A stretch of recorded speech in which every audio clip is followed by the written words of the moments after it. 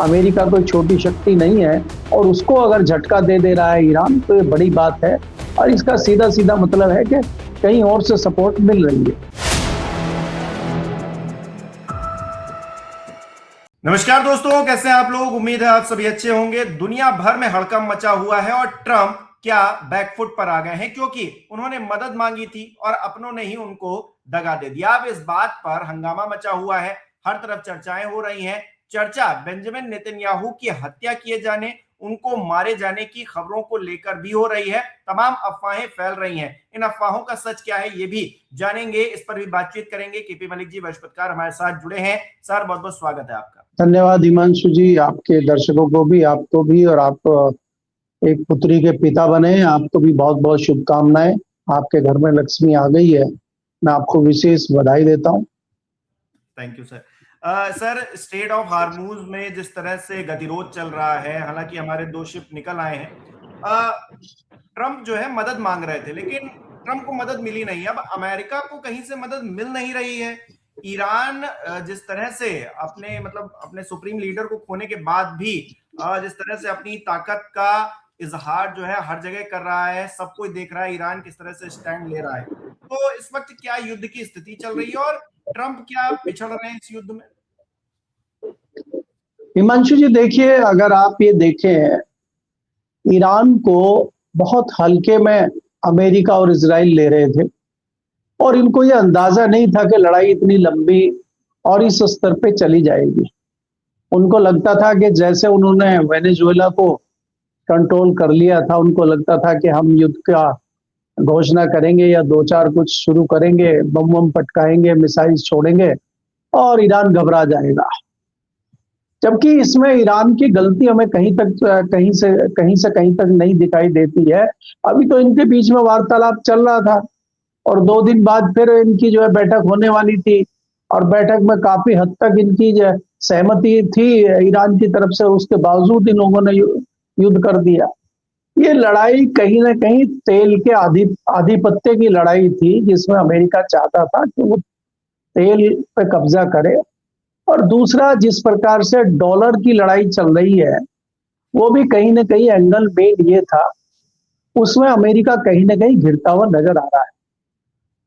क्योंकि ईरान ने साफ कह दिया है, ईरान ने जैसे पहले कहा कि चाइना और रशिया के ही सिर्फ जहाज निकलेंगे, उसके बाद उसने कहा नहीं, कोई दूसरे भी निकल सकते हैं, जो अमेरिका के साथ नहीं है उन देश को हम जाने देंगे। फिर उन्होंने तीसरी घोषणा की कि वही जाएंगे जो चाइनीज मुद्रा जो युआन है उसमें जो भुगतान करेंगे वही जाएंगे। तो उससे कहीं ना कहीं ज्यादा घबराहट में अमेरिका है कि अगर एक बार ये दौर शुरू हो गया, चाइनीज मुद्रा में कारोबार शुरू हो गया, तो कहीं ना कहीं डॉलर को नुकसान हो जाएगा। और एक जो अमेरिका की रणनीति है, एक अमेरिका के डॉलर की बादशाहत चल रही है, वो बादशाहत कहीं ना कहीं खत्म हो जाएगी। क्योंकि रसिया भी चाहता है कि उसकी मुद्रा में व्यापार हो और ईरान तो हमें भारतीय मुद्रा में ही तेल देता था, सस्ते दाम पे तेल देता था, तो उससे और बड़ा खरीदार है भारत दुनिया का। तो कहीं ना कहीं अमेरिका को ये बड़ी चिंताएं थी और अभी यही चिंताएं देखते हुए बौखलाया हुआ है अमेरिका और अब यहाँ तक उतर आया है। वो कह रहा है कि भाई वहां हॉर्मून्स पे लड़ाई लड़ने के लिए अपने अपने जहाज निकलने के लिए तुम लोग सब पहुंचो। तुमने सबसे पूछ के युद्ध लड़ाई करी थी क्या? तुमने सबसे पूछ के युद्ध शुरू किया था क्या? तो धीरे धीरे सबने मना कर दिया है, चाहे वो कोई भी देश हो। और जर्मनी ने और दूसरे दो देशों ने तो साफ मना कर दिया। सबसे पहले कोरिया ने, जापान ने मना कर दिया, इटली ने भी मना कर दिया। तो कोई इनके साथ नहीं है। तो अब ये गिर गए हैं और ये लड़ाई से पीछे हटे तो उसमें फिर जीत होती है सीधी सीधी ईरान की। और ईरान पीछे हटने को तैयार नहीं है, क्योंकि ईरान के पास अब खोने को कुछ नहीं है। पहले उसका बहुत नुकसान हो चुका है, उसके सुप्रीम लीडर मारे गए हैं। दूसरी चीजें ये हुई है कि उसके बहुत सारे जो दोस्त हैं वो मारे गए हैं, बड़े बड़े नेता मारे गए हैं, काफी उसका नुकसान हो गया है। तो अब उसका अस्तित्व बचाने के लिए उसको तो मजबूरन लड़ाई लड़नी ही पड़ेगी और वो किसी भी हद तक जाएगा। और देखिए, उसकी कुछ ना कुछ पर्दे के पीछे कुछ देश, बड़े देश सपोर्ट भी उसकी कर रहे हैं, तो इसलिए भी उसके हौसले बुलंद हैं। उसी से कहीं ना कहीं अमेरिका घबराहट में है। लेकिन यहाँ हमें, चाहे वो अमेरिका हो, चाहे वो चीन हो, चाहे वो ईरान हो, उसकी इतनी ज्यादा चिंता ना करते हुए हमें बात देखने वाली ये है कि भारत कहाँ खड़ा हुआ है। भारत के पास इतना बढ़िया मौका था कि भारत जो हम कहते थे पहले कि हमने यूक्रेन और रशिया का युद्ध बंद करा दिया, और वो बंद कराया था नहीं कराया था मुझे मालूम नहीं है, लेकिन हम भारत जो है बीच में आके ईरान और अमेरिका के बीच में बड़ी मध्यस्थता कर सकता था।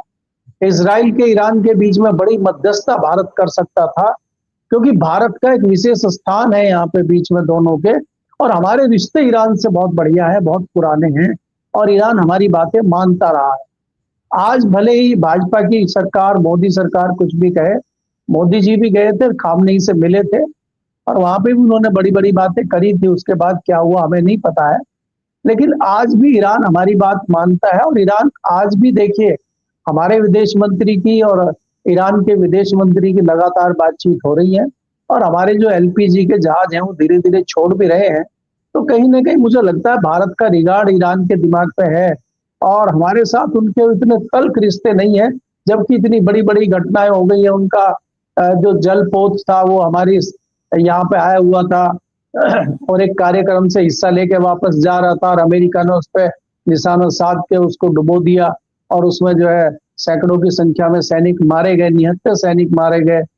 उसके बावजूद ईरान का हमारे साथ इस तरह का संबंध मुझे लगता है अच्छी बात है। लेकिन यहाँ पे लगातार मुझे अमेरिका घिरा हुआ दिख रहा है, और अमेरिका अब कुछ कर पाएगा इसकी संभावनाएं भी बहुत कम है, क्योंकि ईरान बहुत एग्रेसिव होकर लड़ाई लड़ रहा है, और ईरान चोट वहां कर रहा है जिससे सीधी सीधी अमेरिका की नस दबती है। ईरान अपने गल्फ कंट्रीज के जो देश है, जो सऊदी अरब की ऐसे ऐसे पॉइंट है जहां जहां से वो हेल्प कर रहा था अमेरिका की, जहां अमेरिका ने अपने ठिकाने बनाए हुए थे, सब ठिकाने तबाह करने पे वो लगा हुआ है। और उसने तो यहाँ तक कर दिया है कि 1-1 करोड़ का जो है इनाम घोषित कर दिया है कि जो भी कोई सूचना देगा कि यहाँ पे अमेरिकन लोग हैं, इजराइल लोग यहाँ रहते हैं या यहाँ उनके ठिकाने हैं, तो उनको पैसे दिए जाएंगे, 1 करोड़ रुपया दिए जाएंगे। तो वो ढूंढ ढूंढ के तबाह कर रहा है। जो वहाँ पे संस्थाएं हैं, जो वहाँ पे कंपनीज हैं, जो वहाँ पे सेंटर है, डाटा सेंटर है, या माइक्रोसॉफ्ट के दफ्तर हैं, गूगल के हैं, बैंक है, सिटी बैंक हो, अमेरिका बैंक हो, वो सबको निशाना बना बना के तबाह कर रहा है।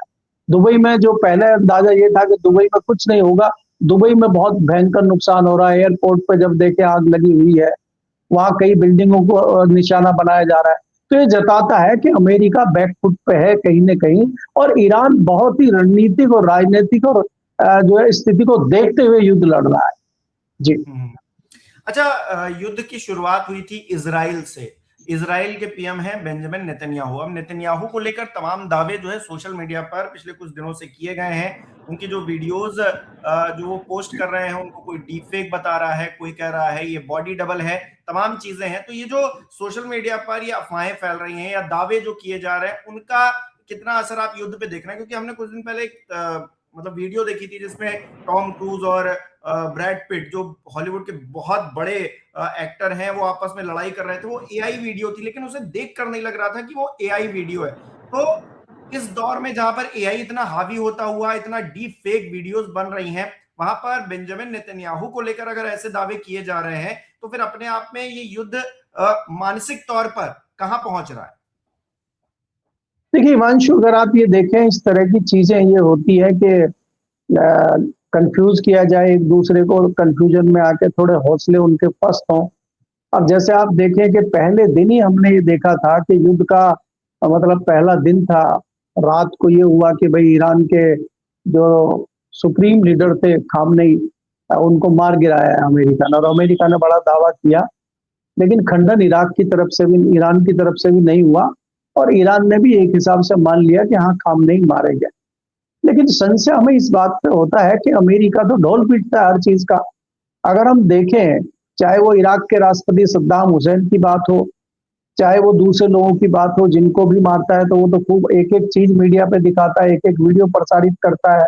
सोशल मीडिया का सबसे अधिक उपयोग तो अमेरिका करता है। तो खामनेई की ना कोई तस्वीर आई, ना कोई उनकी जो है उनका जो संस्कार होता है उनका, उसकी भी कोई फोटो नहीं आई है। कहीं कोई इस तरह की फोटो खामनेई की नहीं आई है। तो कहीं ना कहीं ये भी शंकित करता है कि वो क्या अभी मर गए हैं, नहीं मर गए हैं, वो जिंदा है या कहाँ है। अभी तो इसी पर सवाल उठ रहे थे, नई नई जो है चर्चा बेंजामिन की चल गई कि बेंजामिन नेतन्याहू जो है उनकी जो है कि फोटो डाली गई सोशल मीडिया पे, फोटो चला के उनको कि मलबे से निकाला जा रहा है और कुछ सैनिक उनको मलबे से निकाल रहे हैं, और उसके बाद फिर वो कई दिन तक गायब रहे। तो उनको दिखाने के लिए कि मैं जिंदा हूँ, एक वीडियो जारी किया गया। वो वीडियो डीफेक है, वो वीडियो ओरिजिनल है। अब आजकल तो हम जैसे लोगों के लिए तो मुश्किल है अंदाजा लगाना कि ये नकली है कि असली है, क्योंकि इतनी टेक्नोलॉजी आ गई है एआई में, पता ही नहीं चलता है उसमें। आप हालांकि कई लोगों ने कहा है कि कॉफी इतनी है पीने के बावजूद भी ये है, कोई 6 उंगली बता रहा है, कोई कुछ बता रहा है, अपने अपने लोगों के दावे हैं, लेकिन इस पे कुछ नहीं कहा जा सकता। और खाली वीडियो पे विश्वास करके भी कुछ नहीं कहा जा सकता। इसलिए जब तक कोई पुष्टि दोनों ओर से ना हो जाए तब तक कुछ भी कहना मुझे लगता मुश्किल है। ये देखिए, ये छद्म युद्ध इसको बोलते हैं। एक लड़ाई तो आप आमने सामने की लड़ाई लड़ रहे हैं, एक लड़ाई आप छुपी हुई लड़ाई लड़ते हैं, छद्म युद्ध जिसको बोलते हैं, छद्म युद्ध आप लड़ रहे हैं और एक दूसरे को कंफ्यूज करने की आप कोशिश कर रहे हैं। अमेरिका और इजराइल की भी रणनीति यही थी कि खामनेई मारे गए तो ये कहीं ना कहीं हतोत्साहित हो जाएंगे और हथियार डाल देंगे, सरेंडर कर देंगे। ये सोच के इन्होंने किया था, लेकिन वो सरेंडर उन्होंने किया नहीं और वो 2 गुनी और 3 गुनी शक्ति के साथ मैदान में उतर आए और उनकी दूसरी लीडरशिप तैयार थी। हालांकि चर्चाएं तो यहाँ तक आई कि उनकी तो चौथी लाइन भी तैयार है। अगर अभी जो सुप्रीम लीडर है, अगर वो भी मारे जाते हैं युद्ध में, तो तीसरी लाइन के नेता आ जाएंगे, उसके बाद चौथी लाइन के नेता आ जाएंगे, तो ईरान के साथ कोई दिक्कत नहीं है। तो इस तरह की चर्चाएं हैं और ये बात अमेरिका और इजराइल भी जानता है, इसीलिए ये लोग जो है घबराए हुए हैं। अब अगला निर्णय क्या होता है और कोई देश बीच में आता है क्या? क्योंकि देखिए, अगर अमेरिका का और ईरान का नुकसान होता है तो इसमें फायदा भी कुछ लोग ढूंढ रहे हैं, कुछ देश, बड़े देश जो है उसमें फायदा भी ढूंढ रहे हैं, चाहे उसमें चीन हो, चाहे उसमें रसिया हो। कहीं ना कहीं दूसरे की आपदा में अपना एक अवसर खुलता है। आज दोनों के लिए बड़ा अवसर है, रशिया के लिए भी अवसर है और सबसे बड़ा अवसर तो मैं यहाँ चीन के लिए देख रहा हूँ।